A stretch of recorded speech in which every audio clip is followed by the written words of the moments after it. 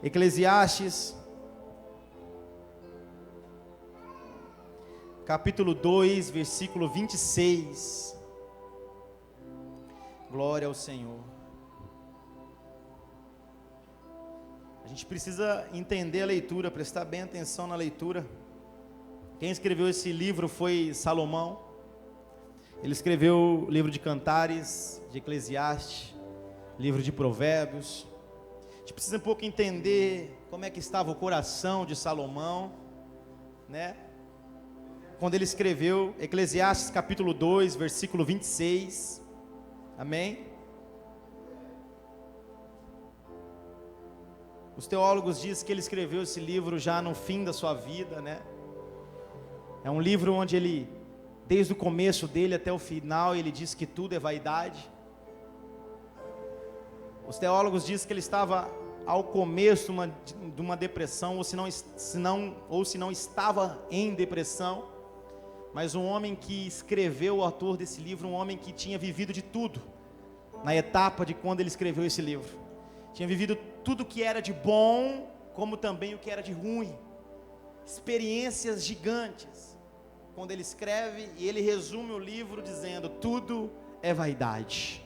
Mas esse versículo aqui, do capítulo 2, versículo 26, me chama muito a atenção, porque é de uma igreja dessa forma, é de pessoas dessa forma, que vão fazer a diferença hoje, amém? Então vamos ler para a gente entender. Eclesiastes capítulo 2, versículo 26, diz assim: porque o homem que é bom diante dele, dá a Deus sabedoria, e conhecimento, e alegria, mas ao pecador dá trabalho, para que ele ajunte e amontoe, e o dê ao bom perante a sua face. Mais uma vez, porque o homem que é bom diante de Deus, dá ao Senhor sabedoria, conhecimento e alegria, mas ao pecador dá trabalho, para que ele ajunte e amontoe, e dê ao bom perante a sua face. Amém?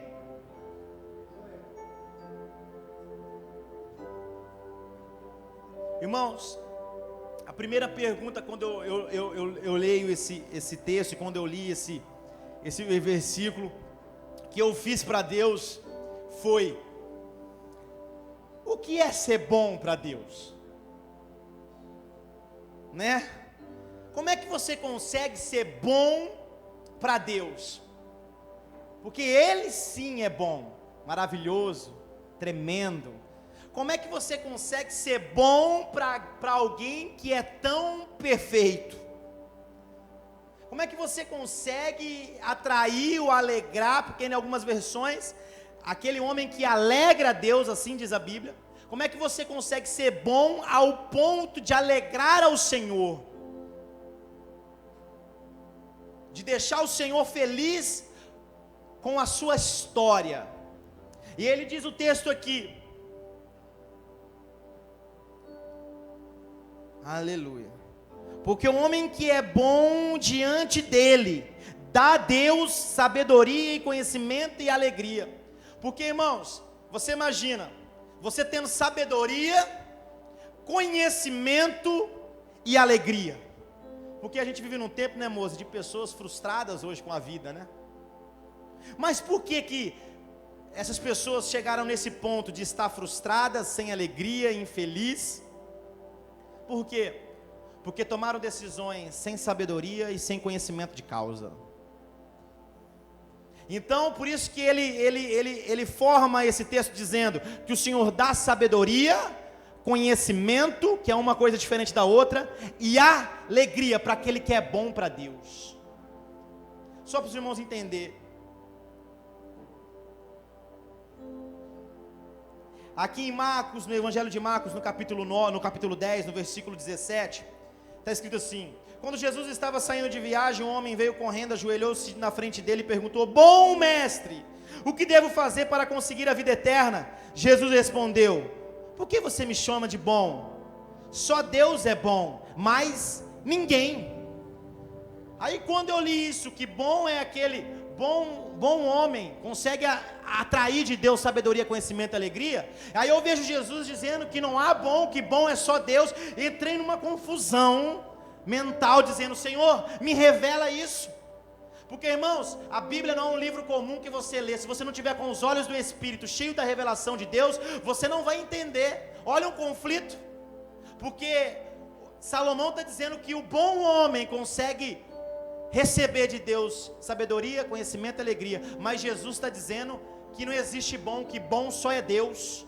E aí? E esse ponto de interrogação? Quem responde?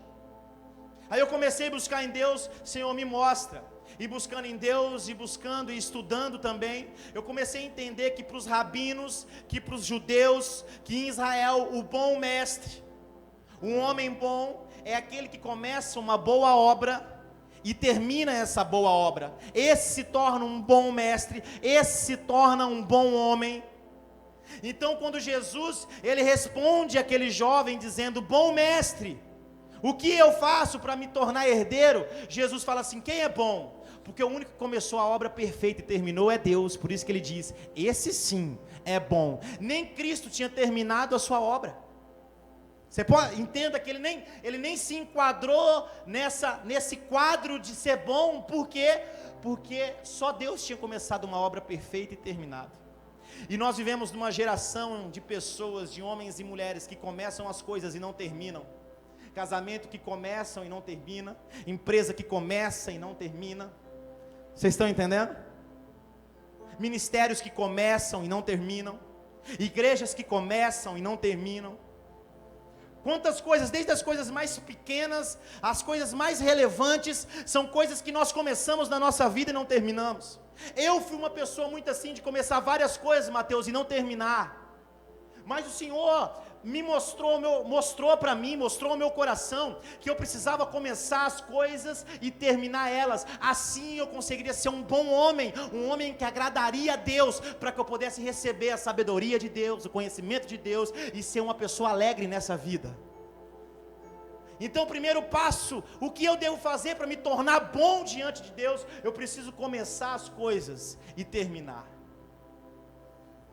Quem aqui já começou a ler livros e não conseguiu terminar o livro que começou a ler? Quem aqui começou um projeto, disse: eu tenho esse projeto aqui, eu vou fazer isso, isso e isso, e dentro de um ano você não conseguiu terminar o projeto, você largou mão do projeto? Porque na primeira adversidade, na primeira luta, na primeira crise você já desistiu? Quantas coisas nós começamos e não terminamos? O bom para um rabino, o bom para o judeu, o bom mestre, o homem bom, o bom homem, é aquele que começa e termina a boa obra. Por isso que eu falo para você que Deus não faz nada imperfeito, tudo que Ele faz é perfeito. Deus não faz nada sem forma e vazio, tudo que Deus faz está perfeito, porque Ele começa a boa obra e termina ela. Amém? Então eu entendi, então eu preciso começar as coisas na minha vida e terminar. Então eu tomei uma decisão pessoal, que tudo aquilo que eu falei assim, que eu vou fazer, eu comecei a dizer: o meu tempo de acabar é só Ele quem diz. Eu não vou mais terminar aquilo que eu não vou mais deixar de fazer aquilo que eu comecei, eu vou até o fim. Então eu não sei o meu amanhã, eu não sei para onde o Senhor está me levando, eu não sei para que lugar e que atmosfera o Senhor vai me levar no meu ministério como igreja, mas eu sei que é Ele que me financia em todas as etapas da minha vida. Então não se preocupe, irmãos, se no meio do percurso as coisas vão ficar difíceis, seja bom para terminar elas, porque se você não desistir, Ele não desiste de você também. Está entendendo? Ele disse para um cara assim, chamado Josué: Josué, lute. Josué olhou e falou assim: Senhor, a gente consegue ganhar a guerra se não escurecer. Ele disse: Josué, lute. Senhor, mas se escurecer a gente não tem equipamento 3D, nós não vamos conseguir ver, nós não temos armas para guerrear de noite. Ele disse: Josué, lute. Ele para tudo para que você possa terminar aquilo que você começou. Aplauda o Senhor Jesus, amém? Ele para o planeta para que você conclua as suas batalhas e saia dela vitorioso. Amém? Esse é o nosso Deus. E aí a palavra diz que deu para o homem bom, Deus concede sabedoria. E eu comecei e falei, Senhor, mas onde está a sua sabedoria, princípios para que eu possa adquirir ela? E eu fiz até algumas anotações. Primeiro passo, que a sabedoria dos céus, você não consegue lendo livros. Que informações do reino, você não consegue lendo a revista Veja. Que revelação do céu, você não consegue assistir um jornal nacional e vendo política. Informação dos céus, você tem que ver buscando na tua vida espiritual com o Senhor. Porque sabedorias de Deus são reveladas espiritualmente a você. Olha só, quando Salomão passa uma crise, ele está assumindo o reinado do pai de Davi. Eles estão vivendo uma crise financeira muito grande no reinado, acabou tudo. E não tinha saída. As pessoas que ajudavam o pai dele a governar, sentaram com ele numa mesa, deram um checkmate nele e disse assim, Salomão, o que você vai fazer, cara? Acabou a comida, acabou todas as coisas, é uma seca gigante, vai virar um regaço, vai um querer matar o outro para comer a carne do outro, porque vai faltar comida, falta água, acabou tudo, nós entramos numa falência. Salomão perguntou, mas e cadê os recursos, o dinheiro, o ouro, a prata? Falou assim, não, pô, o seu irmão junto com seus pais gastaram nas guerras e não tem dinheiro. Cara, ele precisava de informação para poder tomar as decisões. Quem ele foi consultar? Um coach? Quem ele foi ler um livro de autoajuda? Ele pegou todo mundo e falou assim, faz 1000 altares no monte que eu vou subir até lá e vou fazer um culto ao Senhor. Porque a revelação do alto você busca no altar do amado. Informações que vai mudar a tua vida, informações, revelações, sabedoria, é no altar que você conquista. É a tua vida espiritual com Deus. Olha o que está escrito em Hebreus.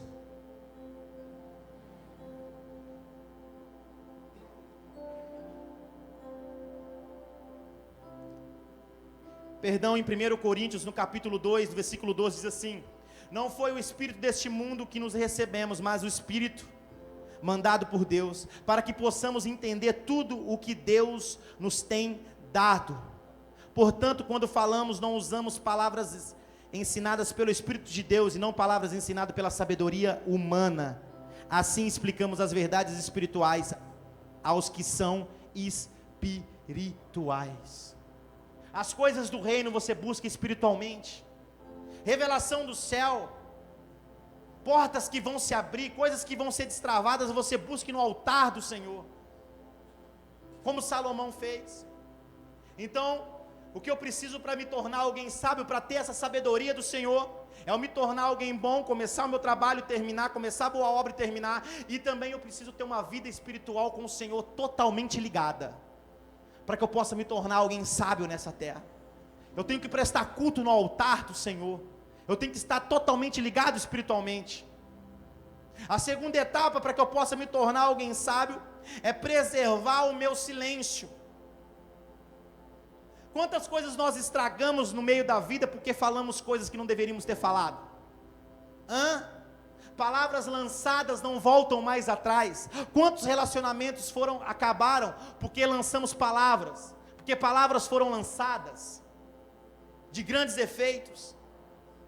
Quando momentos que a gente tinha que ficar quieto, se isolar, preservar o silêncio. A palavra do Senhor diz lá em Provérbios que o sábio ele preserva o silêncio. Até o tolo ignorante, quando ele se cala, ele se torna sábio. O que tem de gente, de crente, que fala pelos cotovelos, dá com pau, gente, que estraga as coisas assim, porque não preserva o silêncio, fala o que não devia, conta mentira, e fala isso, e fala aquilo, inventa isso, quantas coisas, não preservamos o silêncio. Quantos segredos, coisas nossas, projetos nossos que nós devíamos ter guardado, Moisés, nós abrimos a boca e contamos, e pessoas vêm e dá aquela machadada, e rouba. A pessoa sabe, ela tem que preservar o silêncio, começar a boa obra, terminar, buscar a revelação do céu no altar, e falar menos e ouvir mais. O quarto ponto da sabedoria, para que eu possa arrancar a sabedoria do céu, é ser prudente. Quando eu olho Salomão, olha só como todas essas coisas estão ligadas com Salomão. Quando estava todo aquele inferno na vida dele, ele sobe para o culto para buscar a revelação dos céus. Ele oferta um culto a Deus. E você pode ler essa história e você vê pouco Salomão falar. Pouco ele fala. E as pessoas queriam arrancar dele informação. Queriam arrancar dele o que o rei está dizendo, o que o rei está falando, e ele está preservando o silêncio. Ele está quieto. Ele sobe, oferece o culto a Deus, preserva o silêncio. E ele está começando a boa obra dele. Preserva o silêncio. E aí as pessoas, ele, em uma das atitudes, junto com os governantes disseram assim para ele: olha, Salomão, nós temos 1000 bois de carga, vamos pegar esses 1000 bois, dividir, trazer a elite para dentro do palácio, e vamos deixar o povo lá que se mate. Eu acho que aqueles governantes eram do PT, não é possível, cara. O povo do inferno. Não é que isso. Não tá preocupado, só está preocupado com si. Amém?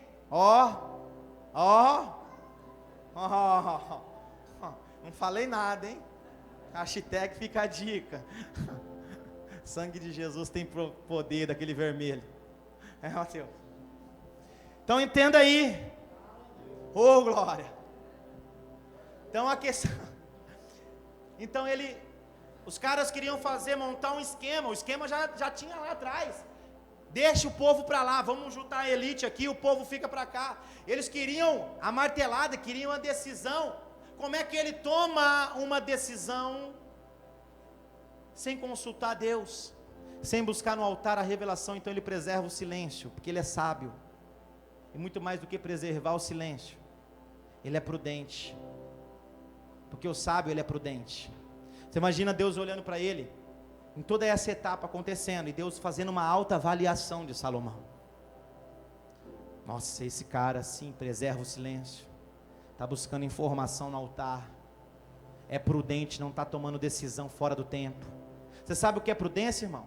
É você calcular a sua decisão, o impacto dela. Eu vou casar, qual que é o peso qual que é o impacto dessa decisão? Será que eu estou pronto para sofrer esse impacto? Eu vou mudar de cidade, qual é o impacto? Eu preciso ser prudente na minha decisão. Qual é o impacto dessa mudança? Será que eu vou me adaptar? Eu vou mudar de emprego, qual é o impacto dessa mudança de emprego? Financeiramente, psicológico, mental, emocional. Será que eu estou pronto? Isso é ter prudência. Eu vou adquirir mais um negócio. Você está sendo prudente? Está preparado emocionalmente? Preparado fisicamente? Preparado psicologicamente para esse processo? Deus está olhando o céu e nos avaliando o tempo inteiro, para que Ele possa entregar aquilo que é extraordinário para nós. Ele estava olhando para Salomão, era uma autoavaliação. Então ele é prudente, porque ele não toma nenhuma decisão. Ele sobe para o culto e quer informação do altar. Amém? E quando ele volta do culto, não tem mais governante, não tem mais ninguém. A Bíblia diz que ele entra no quarto dele. Quem está lá? Porque a palavra diz que se você buscar o amado em secreto no seu quarto, ele vai ouvir a tua oração. Ali é o lugar onde você encontra ele. Ali é o lugar do seu secreto. Quando ele entra, quem está no quarto? Porque Deus, irmãos, Ele é diferente de líderes, de homens. Homens e líderes querem plataforma para aparecer. Deus não. Deus apareceu no secreto e disse para ele assim: ei, essa pergunta Deus só vai fazer para pessoas preparadas, emocionalmente, prudente, pessoa sábia, pessoa que Deus sabe que pode começar uma obra e terminar. Deus só vai fazer uma pergunta para essa pessoa se ele conhece realmente, para te perguntar: o que você quer? Será que você estaria pronto para ouvir essa pergunta de Deus hoje? O que você quer? Será que você está preparado para Deus entrar no seu quarto e perguntar: pede para mim o que queres? Você acha que Deus fez essa pergunta sem saber qual era a resposta? Deus já sabia qual era a resposta dele. Deus já sabia quem ele era. Deus já viu ali um homem sábio, prudente. E ali ele pede para Deus o quê? Sabedoria. Sabedoria. Um homem bom, ele atrai de Deus sabedoria. Deus dá sabedoria. Pastor, mas a Bíblia diz que também um homem bom, ele tem conhecimento. Qual é a diferença do conhecimento da sabedoria? Sabedoria divina são revelações do céu, secreto de Deus para você. E conhecimento na terra. Porque o conhecimento, ele gera autoridade. E você só governa se você tiver autoridade. Posso dar um exemplo? Posso dar um exemplo para vocês? José é vendido lá para o Egito, certo? Os irmãos dão ele como morto. Primeiro ele governa onde? Na casa de Potifar. Ele governa na fartura. Ali ele cuidava da fazenda, do gado, dos patrimônios de Potifar. Aí há uma confusão, ele vai para cadeia. Chega lá na cadeia, o que acontece com José? Ele começa a ser o administrador da onde? Da cadeia. Certo ou não? Você pode olhar assim de primeiro instante e dizer assim: nossa, como que Deus está sendo injusto com José? Deus só está treinando ele para que ele adquira conhecimento, para que quando ele pudesse governar, ele governava com propriedade e conhecimento de causa. Como, pastor? Chegou o tempo dele subir, ele vai no rei, o rei tem um sonho. Eu vi passando primeiro 7 vacas gordas. Beleza. Depois eu vi 7 vacas magrinhas.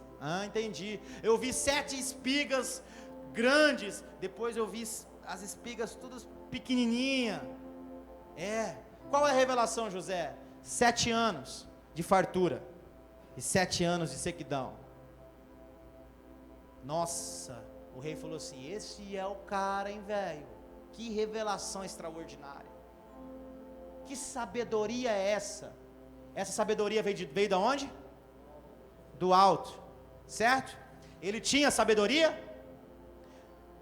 O rei falou assim para ele assim: não tem outra pessoa, porque você é sábio, você tem a resposta. A igreja tem a resposta, tem a revelação que o mundo não tem. Amém? Você carrega a revelação e a resposta que eles lá fora não têm. E aí, você vai governar. Então José se tornou o quê? Governador do Egito, amém? Então ele ia governar 7 anos na fartura, para depois vir os 7 anos de seca. Concorda? Volta. Ele governa na casa de Potifar, no tempo de fartura. Depois ele governa onde? Na cadeia.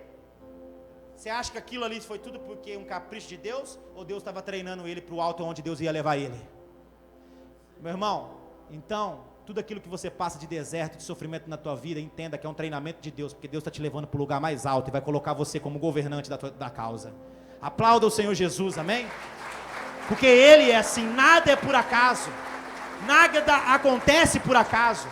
Todas as coisas contribuem para o bem daqueles que amam a Deus, até as coisas ruins. Ele tinha sabedoria do céu, ele tinha a resposta que o rei precisava. Só que com sabedoria não basta para governar, você precisa ter conhecimento de causa, porque é só com conhecimento que você governa com autoridade. Como é que ele ia ser administrador e governar 7 anos na fartura e 7 anos na seca, se ele não tinha experiência? Deus primeiro treinou para depois o colocar no lugar. Pastor, não é assim. É assim. Quantos anos José ficou no deserto? Quantos anos Moisés ficou no deserto? Cuidando do rebanho das ovelhas do sogro. Quando Deus chega para falar com ele, o que ele estava fazendo? Cuidando das ovelhas de quem? Ele nunca teve uma ovelha, porque todas as ovelhas que ele cuidou era do amado. Deus treinou ele primeiro. Para onde que Deus levou Moisés quando ele nasceu, recém-nascido? Para onde que Deus permitiu que ele fosse? Cresceu aonde? Dentro do Egito, perto do rei, amém? Depois ele sai dali e fica um período no deserto, cuidando das ovelhas do sogro, amém? Moisés, você é escolhido. Sou? Você é escolhido. E aí, não, mas você é escolhido. Não foi por acaso que você cresceu no Egito. Não tem melhor pessoa para se relacionar com o rei, senão você. Você sabe como entrar, sabe como sair, sabe como falar, sabe como sentar. Você sabe como funciona lá dentro. Então você foi treinado para isso. Então eu vou para lá. E muito mais, também você foi treinado no deserto, cuidando das ovelhas do sogro. Agora você vai cuidar das minhas ovelhas. Deus está nos treinando. Irmãos, quando eu vejo alguém passando por uma luta, por uma adversidade, por uma crise, pastor, não sei o que, pastor, no sofrimento, irmão, entende que é só um treinamento. Deus está te deixando pronto para o lugar alto onde Ele vai te levar, amém? A tua crise não é por acaso, os teus problemas não é por acaso, é só um treinamento. Só que eu volto no início, irmão, não desista, porque para se tornar bom para Deus, para ser digno de sabedoria, ter conhecimento de causa, precisa terminar a obra que está começando. Não desista. Quero dizer para você essa noite, por pior que esteja o teu casamento, não desista dele. Por pior que esteja a tua vida financeira, o teu trabalho, o teu profissional, não desista. Treine, se aperfeiçoe, porque você vai chegar no alto, e a luz que vai brilhar em você, vai ser o nome do Senhor sobre a tua vida, amém? Aí, Ele dá sabedoria e dá conhecimento. Com sabedoria dos céus você tem a revelação que ninguém tem. Com conhecimento você governa com autoridade. Você viu um patrão sem conhecer a causa? A pessoa, você vai fazer uma coisa e você não conhece. Você precisa governar o teu funcionário, dar ordem para ele, e você não conhece aquela causa. Como é que você governa com autoridade? Você acha que esse negócio vai dar certo? Primeiro a gente adquire conhecimento para depois querer governar alguma coisa. Tem gente casando sem conhecimento de casamento.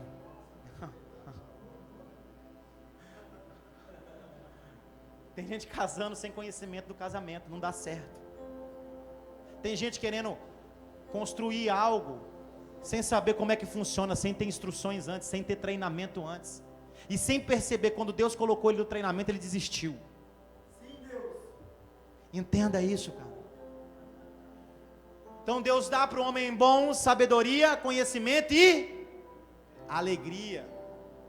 Como é que uma pessoa consegue ser alegre? Porque a alegria que Deus dá só é o resultado de uma somatória de sucesso da tua vida. Só isso. Porque você conseguiu ser alegre, porque você é uma pessoa de bons resultados. Deus não te chamou para você ser um falido, um Zé Ninguém. Deus não te chamou para você ser um morador de rua, para ficar na rua. Deus te chamou para você, Deus te escolheu, você é dele. Você é a igreja dele, você é a noiva dele, você é o escolhido do Senhor. Amém? Foi para isso que o Senhor te escolheu. A alegria só é o resultado de uma somatória daquilo que você construiu com o Senhor, daquilo que você fez com o Senhor. Agora, você sabe que me atrai nesse texto aqui, é que ele termina dizendo: mas ao pecador dá trabalho, para que ele ajunte e amontoe, e dê ao bom perante a sua face. Olha só o peso dessa palavra. Ao pecador, Deus dá o quê? Deus dá o quê ao pecador? Trabalho. Ao pecador Deus dá trabalho, para que o pecador ajunte e dê a quem?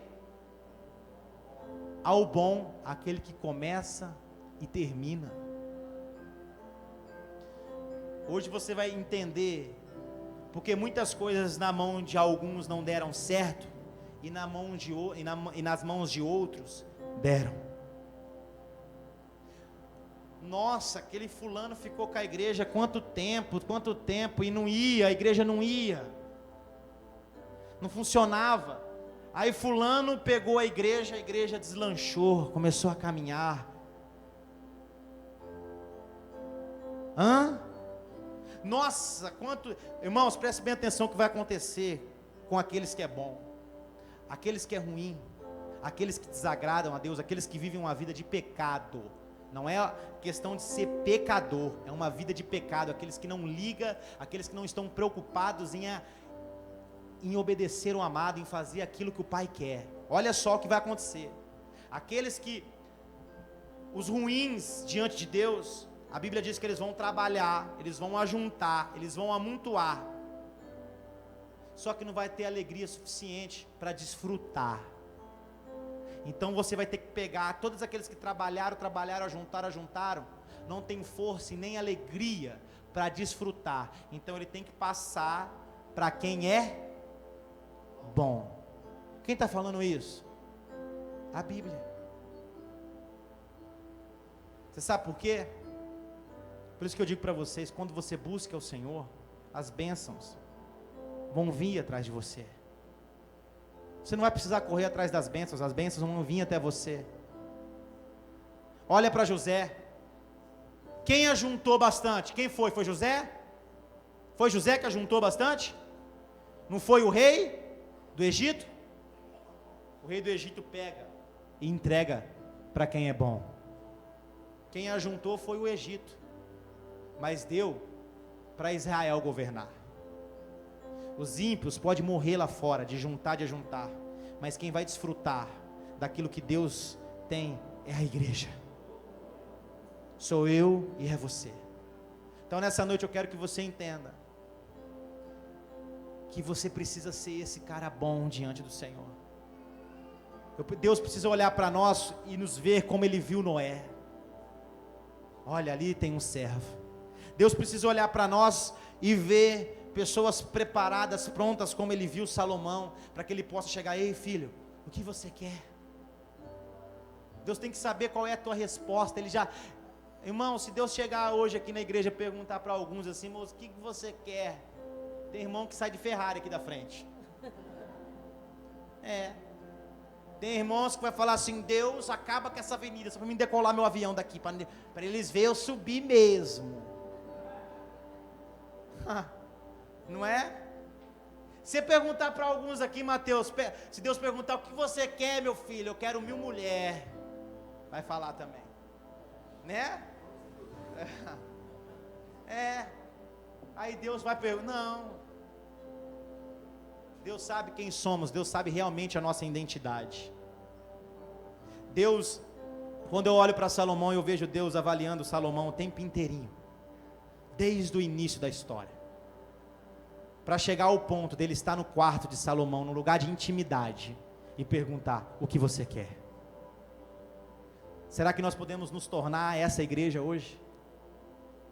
Não uma igreja que está desesperado por algo de Deus, mas uma igreja inteligente, com uma fé racional, com uma fé inteligente, que Deus possa confiar tanto ao ponto de perguntar: o que é que você quer?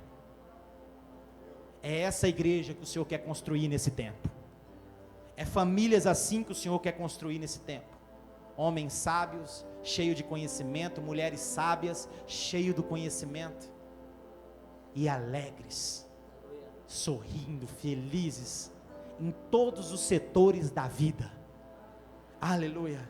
Eu declaro nessa noite, levante suas mãos, eu profetizo neste lugar, que aqui não existe mais negócio que não termina, não existe mais alguma coisa que começamos e não acabamos, aqui não existe projetos que não finalizam, aqui não existe mais casamento que não dá certo, aqui não existe mais empresa que fecha, aqui não existe mais homens e mulheres que falem, aqui existe homens e mulheres de Deus, bem-sucedidos, luz do mundo e sal da terra. Aplauda o Senhor Jesus, amém?